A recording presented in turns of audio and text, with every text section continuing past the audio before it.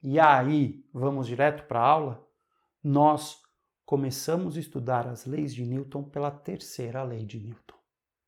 Ela fez a gente perceber que força é sempre uma troca, que nessa troca não existe uma força maior do que outra, quer dizer, os módulos são iguais, os sentidos são opostos e é uma troca entre dois objetos, quer dizer, não existe um par ação e reação no mesmo objeto, é uma troca entre dois objetos.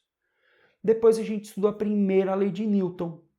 A primeira lei de Newton, lei da inércia, mostra pra gente que quando a resultante das forças atuando em um objeto é nula, a aceleração também desse objeto será nula.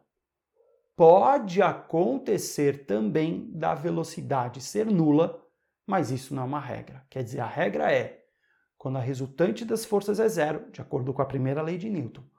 Quando a resultante das forças é zero, a aceleração também é zero. Mas, Ivo, e o princípio fundamental da dinâmica, quer dizer, a segunda lei de Newton? A segunda lei de Newton é a lei da equaçãozinha de física e uma das mais famosas. Só que geralmente as pessoas guardam essa informação como F igual a ma. Por que eu prefiro RF igual a ma? Por que eu dou preferência a... Não é que F igual a ma fica errado. Não fica. Se você pensar que o F é força resultante, não tem problema. Eu prefiro escrever RF e o R bem grandão, para não esquecer que a resultante das forças é que é igual a massa vezes a aceleração. Como assim? Em um objeto, você pode ter 3, 4, 5 forças atuando nesse mesmo, quer dizer, nesse objeto você pode ter 3, 4, 5 forças atuando. Não adianta pegar uma dessas forças e dizer que uma dessas forças será igual a massa vezes a aceleração. Não. Você precisa pegar o resultado de todas as forças e dizer o resultado de todas as forças, aí sim, o nome oficial é resultante das forças, é igual a massa vezes a aceleração. Mas, Ivo, como encontrar esse resultado? É o que a gente vai fazer na primeira e na segunda etapa do que eu chamo de esquemivo. É uma receita de bolo e que se você seguir esses passos e organizar a sua chance, quer dizer, organizar a resolução nesses passos, a sua chance de acertar o exercício é muito grande. A primeira etapa vai ser, do esquemivo, você representar o corpo ou os corpos, o objeto ou os objetos, identificar cada força exercida em cada objeto. Depois a gente vai orientar e aí sim depois a gente vai aplicar RF igual a ma. Quer dizer, a segunda lei de Newton está aqui, RF igual a ma. Só que não adianta você achar que é simplesmente jogar a equação, começar pela equação, colocar qualquer número lá e acabou. Não. A gente vai se organizar nessas duas primeiras etapas para aí sim, descobrindo a resultante das forças, usar o resultante das forças é igual a massa vezes a aceleração. Mas você vai ver que é simples. Eu vou mostrar para você agora 2 exemplos do esquemivo. Veja o primeiro, pause o vídeo, leia, daqui a pouco eu vou mostrar como é que eu resolvi esse exemplivo para você. Leu? Olha lá, falou de um elevador. De acordo com a primeira parte do esquemivo, eu vou precisar então desenhar esse elevador e colocar todas as forças que atuam nesse elevador. Eu representei o elevador aqui, mas olha, sem chongar, você não quer chongar, na hora de colocar as forças, faça aquelas perguntas que a gente conseguiu entender pela tabela montada, aquela tabela da aula de ação e reação. Quer dizer, você vai perguntar, será que tem peso atuando nesse objeto? Vai ter peso quando tiver gravidade. Será que tem tração? Vai ter tração quando tiver fio ou cabo esticado puxando uma corda, né? Será que tem normal? Vai ter normal quando tiver apoiado e vai ter atrito quando a superfície for rugosa, ou quando tiver atrito com ar, que a gente chama de resistência do ar. Por exemplo, aqui tem peso. O elevador está em um local onde tem gravidade. Mas vou pedir um favor, não chongue. Se você quiser desenhar a seta do peso assim, ó, apontando para baixo, mas nesse lugar aqui, ó, você viu onde está meu dedo? Contanto que um pedaço da seta, pelo menos um pedaço da seta, esteja encostada no elevador, não tem problema nenhum, tá? Mesmo nos livros de ensino superior de física, isso se faz. Se você quiser, você pode colocar o peso aqui, aqui, aqui não tem problema. Em qualquer outro lugar, contanto que você mostre que um pedaço dessa seta, pelo menos, está no elevador. Que é uma maneira, por exemplo, se você desenhar assim, chongada, porque assim você não está mostrando que o peso está no elevador. Então você não vai fazer assim. Pelo menos um pedacinho da seta, mesmo que você desenhe ela aqui, aqui, aqui, um pedacinho da seta precisa estar no objeto. A gente vai ver depois, em equilíbrio do corpo extenso, que cada força, quando a gente estiver analisando o equilíbrio do corpo extenso, vai ter um lugar exato para ser desenhado. Mas aqui não tem problema não. O importante é simplesmente mostrar que está no elevador. Além disso, será que tem tração atuando no elevador? Tem. Tem um cabo preso ao elevador. Tração para cima, por quê? Porque esse cabo está preso na parte de cima do elevador. Sempre desse exemplo. Se a gente estiver pensando, por exemplo, em um carro, e você vai usar uma corda para essa corda puxar o carro para frente, por exemplo. Se você quiser usar uma corda e a corda puxa o carro para frente, você vai amarrar essa corda na frente do carro. Quer dizer, corda amarrada na frente do carro puxa o carro para frente. Corda amarrada em cima do elevador puxa o elevador para cima. Cuidado, não desenhe a tração assim. Não, porque assim ela não está no elevador. Olha como você desenha. Desenha pelo menos um pedaço da seta no elevador.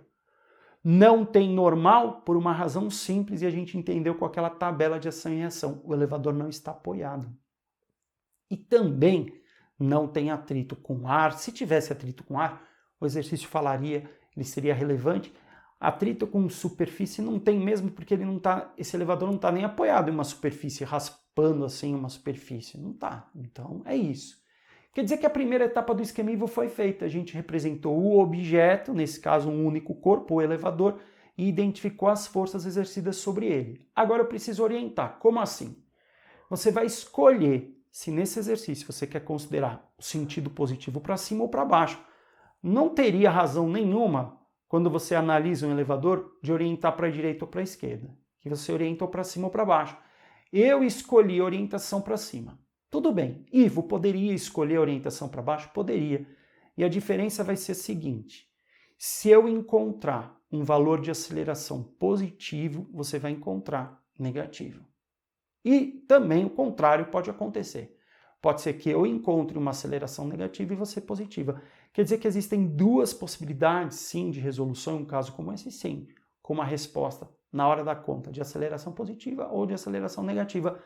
Para que não tenha erro em teste, você pode perceber que em um caso como esse, o exercício pede, o enunciado pede um módulo da aceleração, porque de qualquer forma, se você encontrar positivo ou negativo na sua resposta, o módulo é aquela resposta só com um número indicando o positivo mesmo. Mas é isso aí. E aí? A gente já orientou. Agora sim eu vou aplicar RF igual a MA, mas de forma organizada. Como assim? Olha a tração e olha a orientação. Tração está a favor ou contra a orientação? A favor, não é? Então vou colocar mais T. Já que é algo a favor da orientação, ponho mais T. Se fosse contra a orientação, colocaria menos T de tração. E o P de peso? Mais P de peso ou menos P de peso? Menos P de peso. Não tem mais nenhuma força atuando no objeto. Isso significa dizer que o que eu escrevi aqui já representa a resultante das forças atuando, já é a resultante das forças. Você viu o desenho, pelo desenho, que o que tem aqui é uma maneira de equacionar o que mostra o resultado, a resultante das forças. E de acordo com a segunda lei de Newton, resultante das forças é igual a massa vezes aceleração. O que eu vou fazer agora é buscar as informações. Será que eu tenho atração? Será que eu tenho peso? Será que eu tenho? E aí eu vou substituindo aos poucos. Um elevador, 7.200 newtons, O cabo que o sustenta suporta uma tensão máxima de 7.200 newtons. Tensão ou tração. Vou colocar aqui, ó, 7.200 menos o peso. Opa! Existe um jeito de calcular o peso, né? M vezes G. Vou calcular aqui no cantinho para daqui a pouco substituir. Será que eu tenho o valor da massa? Vou procurar lá no enunciado. Deixa eu ver. Ah, ó. Possui massa total, o elevador, 600 kg é a massa. E a aceleração da gravidade é o 10, né? O 10. E ele mostrou no enunciado a aceleração da gravidade próxima à superfície da Terra. O peso vale 6.000 newtons. O que a gente entendeu na aula de ação e reação? Que 600 kg é massa. E que 6.000 newtons, o valor que a gente encontrou aqui, é a força trocada entre o elevador e o planeta Terra. E como é que se chama essa força trocada entre o elevador e o planeta Terra? Peso. Essa força vale 6.000 newtons. Tem um peso no elevador e tem um outro P, reação deste, que está no centro do planeta Terra, de gravidade do planeta Terra, e aí dá 6.000 newtons. Quer dizer, eu vou colocar os 6.000 aqui. Calculei no cantinho para colocar aqui. Igual a massa, 600 vezes a aceleração. 7.200 menos 6.000 dá 1.200. Ah, é só passar os 600 dividindo? Quanto vai dar essa aceleração? 2 metros por segundo ao quadrado. Ou seja, se você tivesse orientado para baixo, você ia encontrar um A menos 2 metros por segundo ao quadrado, que não é errado. O que teria acontecido? Na hora de montar essa parte aqui, onde está mais T, para o meu caso, estaria menos T de tração para você, e onde está menos P de peso para mim, estaria mais P de peso para você.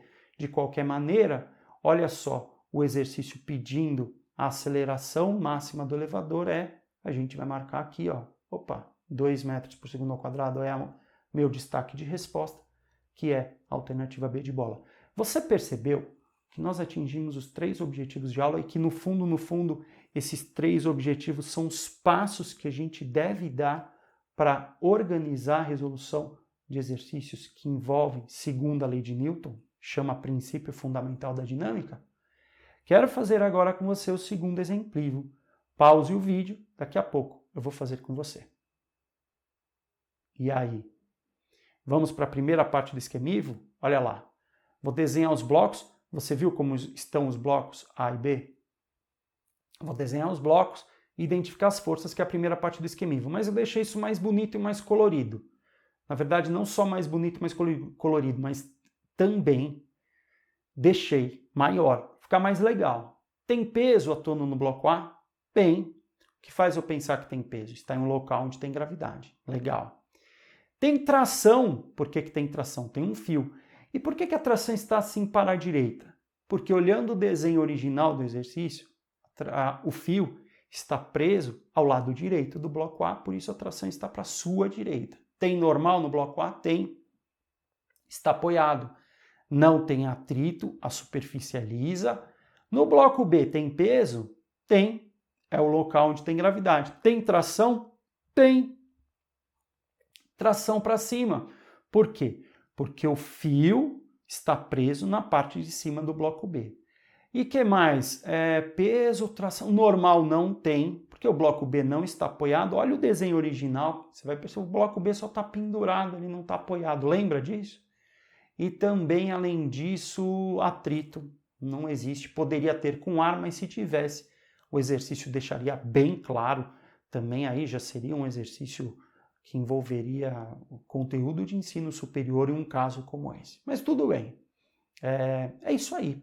Essas são as forças. A primeira parte do esquemivo está feita. A gente representou os objetos, dessa vez foram 2 corpos, 2 objetos, e a gente identificou cada força exercida sobre cada objeto.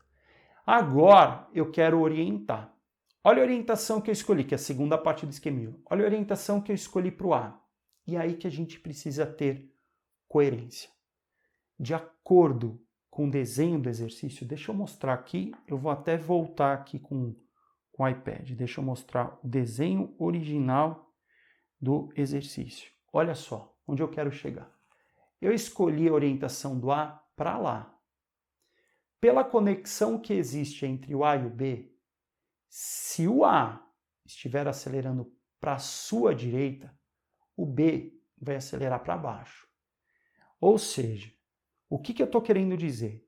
Que você pode escolher uma orientação, mas ela tem que ser coerente. Ou seja, se você escolheu orientação do A para a direita, pela conexão que existe, olha só um pouquinho melhor. Pela conexão que existe, se você orientou o A para a direita, o B a gente orienta para baixo. Olha a conexão que existe entre eles, ó. Poderia ser o contrário? O A para a esquerda e o B para cima? Poderia, porque é uma conexão possível, né? Ó, assim, né? Eu acho mais fácil desse jeito aqui. Deixa eu ver. Ó, pronto. Assim eu acho mais fácil. O que não poderia? A para a direita e B para cima, por exemplo. Ó, isso nunca vai acontecer nesse sistema. Então aí não. Então tá bom. Quer dizer então que você pode escolher uma orientação contanto que ela seja coerente? Aí, o que eu escolhi para o bloco A? Eu escolhi orientação para a direita, então mantendo essa coerência, para o bloco B eu vou orientar para baixo. Essa é a segunda parte do esquemismo feita.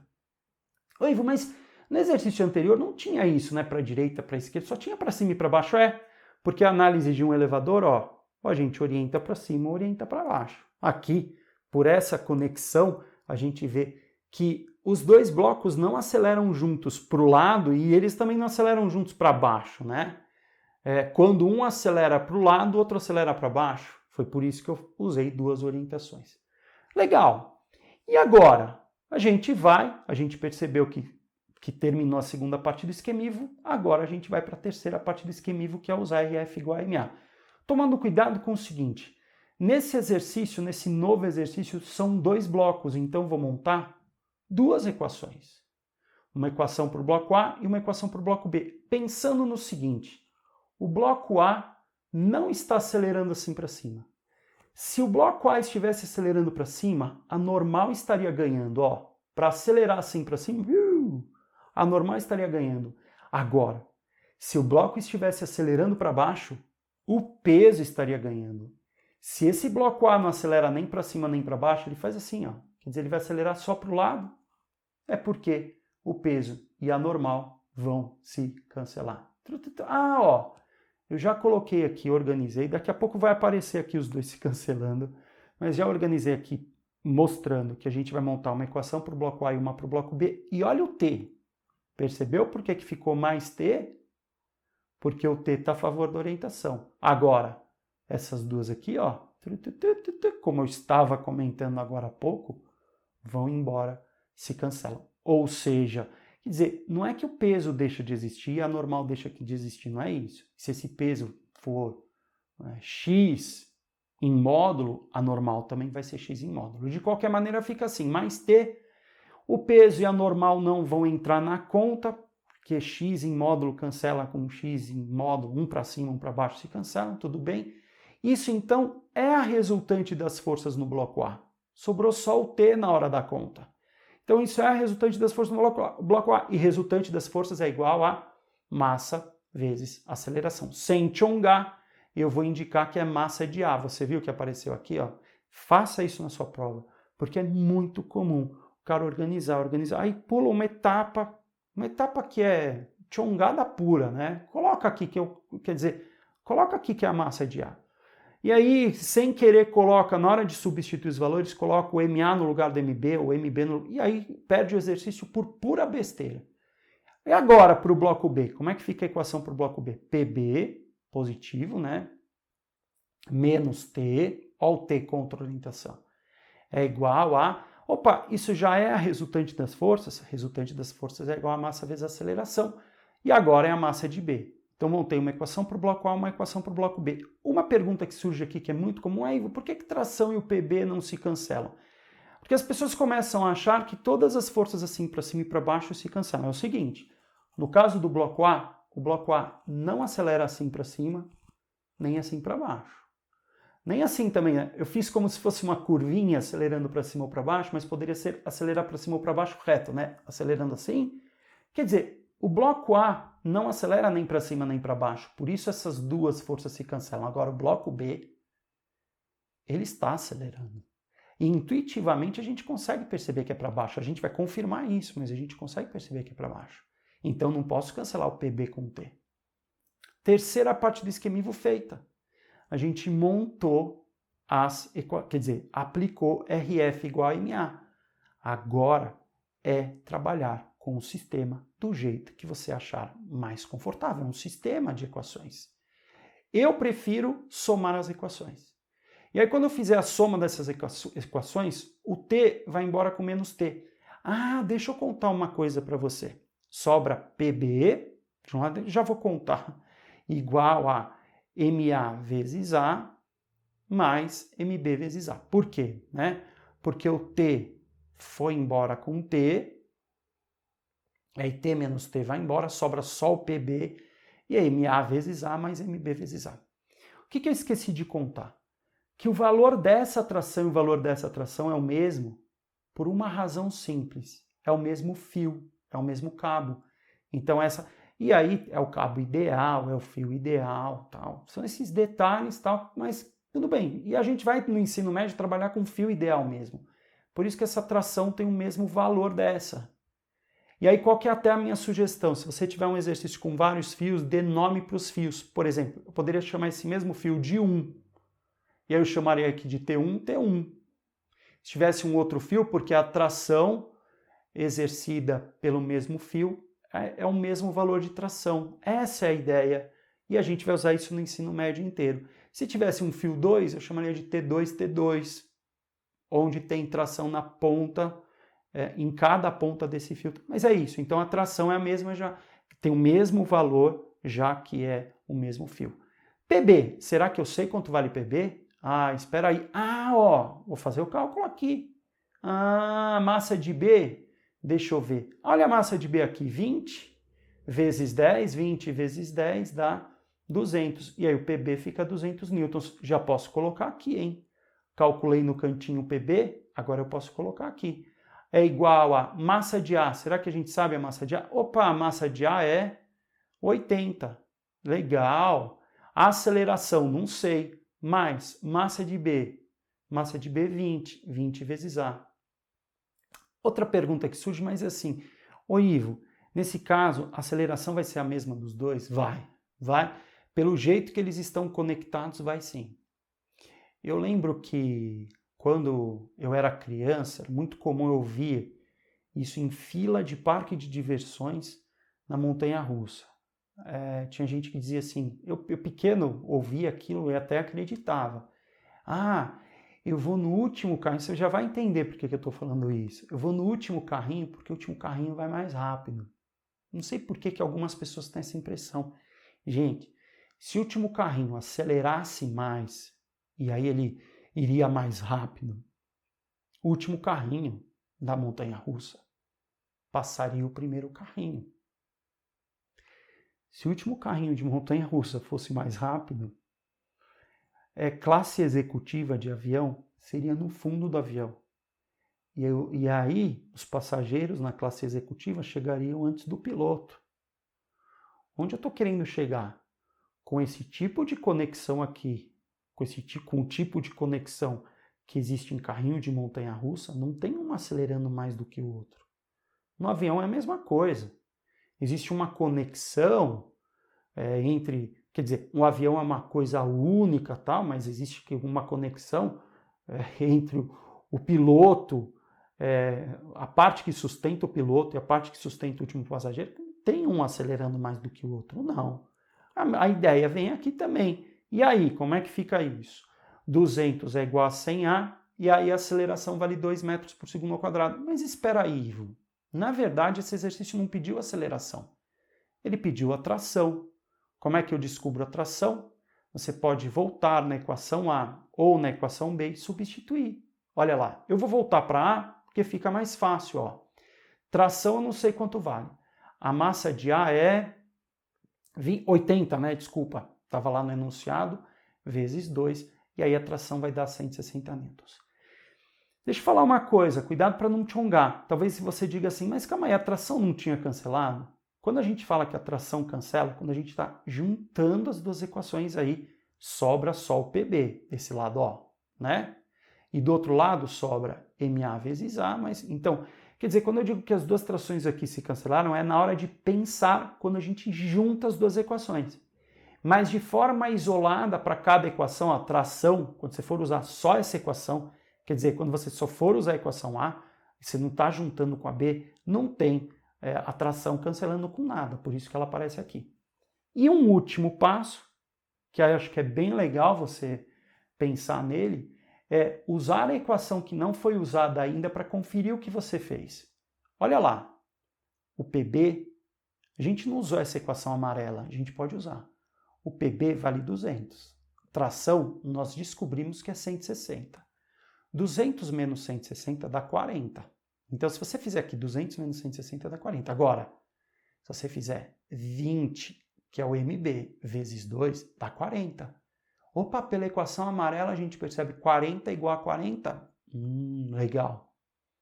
Agora, o que falta é registrar a resposta. Ele pediu o módulo da força que traciona o fio. Essa daqui a tração é nosso item A. Atingimos ou não os 3 objetivos de aula. Atingimos, não foi? Gente, isso aí. Valeu, valeu, valeu. E até a nossa próxima aula.